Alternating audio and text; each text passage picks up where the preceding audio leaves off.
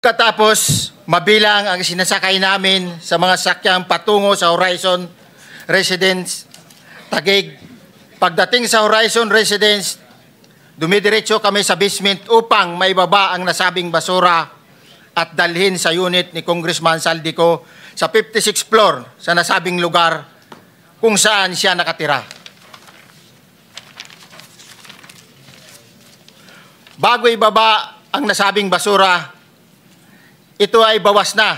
Halimbawa, nag-akyat kami ng 46 na malita.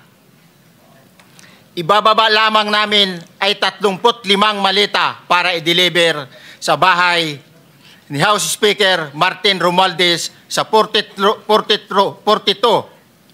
McKinley Street, Taguig. Ang labing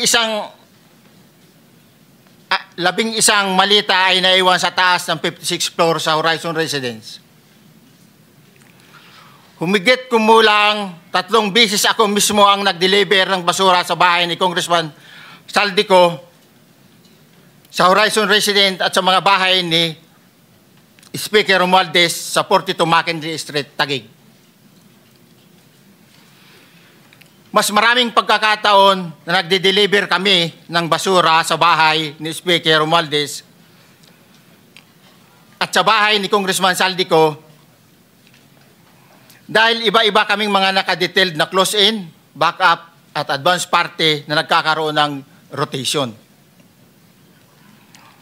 Sa huli, ako po ay nagnanais na mapasailalim sa Witness Protection Program dahil alam ko po nanganganib ang buhay ko at ang aking pamilya sa ginawa kong paglalahad na ito.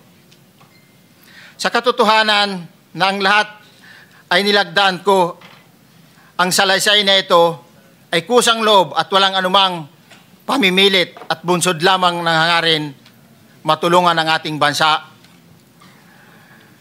Ito po ay nilagdaan ko, Your Honor.